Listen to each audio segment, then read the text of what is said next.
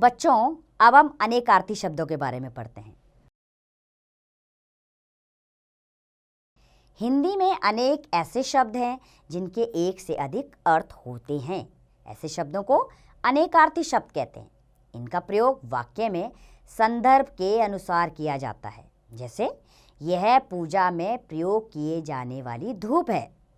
सूरज की धूप बड़ी तेज है। दोनों जगह धूप शब्दों का प्रयोग हुआ है, लेकिन दोनों वाक्य में धूप शब्द का अर्थ अलग है। एक बार परिभाषा को समझ लेते हैं। एक शब्द जिसके दो या दो से अधिक अलग अलग अर्थ हों, अनेकार्थी शब्द कहलाते हैं। चलिए, यहाँ कुछ प्रमुख अनेकार्थी शब्द दिए गए हैं, उन्हें समझ लेते हैं। कल, इसका अर्थ है आने वाला या बीता हुआ समय या मशीन। वाक्य प्रयोग करते हैं। कल मैं मेला देखने जाऊंगी। आने वाला समय। बीता हुआ समय के लिए वाक्य, कल मेरा जन्मदिन था। और मशीन, हमारे शहर के बाहरी हिस्से में एक कल कारखाना लगाया गया है। अगला है काल, इसका अर्थ समय होता है। वाक्य है, प्रातः काल उठकर सैर करना मेरी आदत है। दूसरा अर्थ मृत्यु भी होता है। काल किसी को नहीं छोड़ता।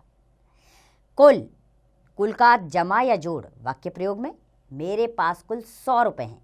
अगला अर्थ है वंश, मैं अपने कुल का नाम रोशन करूंगी।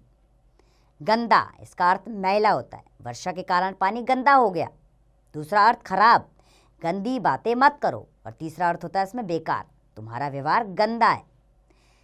अगला शब्द है चाल, इसका अर्थ होता है बारी। चलो अब तुम्हारी चाल है। अगला अर्थ है इसका चालाकी, तुम्हारी चाल में खूब समझती हूँ। तीर, अर्थ है बाण।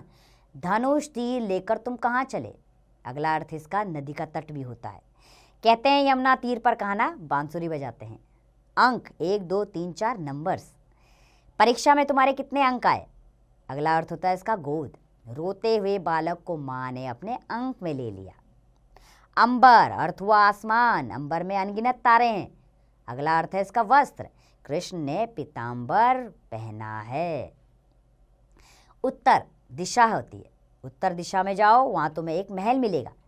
उत्तर का एक अर्थ प्रश्न का उत्तर भी होता है।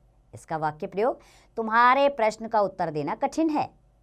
कर, इसका अर्थ होता है हाथ। इस विद्यालय की नींव गांधी जी के करों द्वारा रखी गई। दूसरा अर्थ टैक्स भी होता है। हर व्यक्ति अपने वेतन में से कर जमा करता है। पद, पद का अर्थ होता है छंद। सूरदास जी ने कृष्ण की भक्ति में पद लिखे। अगला अर्थ है इसका ओहदा। परिवार में मेरे दादाजी का पद अत्यंत ऊंचा है।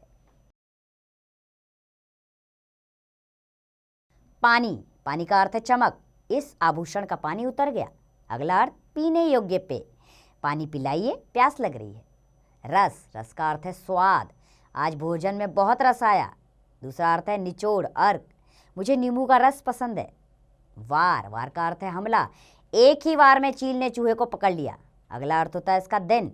आज हनुमान जी का वार है।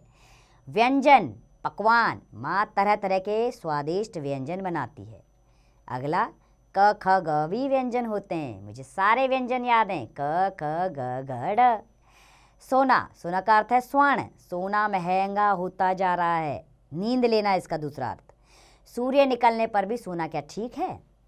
स्वर, अ आ आदि, इनके बारे में आप पढ़ चुके हैं। अ से औ तक सारे स्वर याद कीजिए। इसका अगला अर्थ होता है आवाज़। तुम्हारा स्वर बहुत मीठा है। हार, गले का हार। मैं माँ के गले का हार हूँ। अगला अर्थ क्या होता है इसका, पराजय। परिश्रम करूँगा तो हार नहीं होगी। चलिए इसे एक बार दोहरा लेते हैं। जो शब्द एक से अधिक अर्थ देते हैं अनेकार्थी शब्द कहलाते हैं। अभी हमने अनेकों अनेकार्थी शब्द पढ़े और समझे। उम्मीद करती हूँ आपको समझ आए होंगे। अब आप इसका अभ्यास स्वयं कीजिए।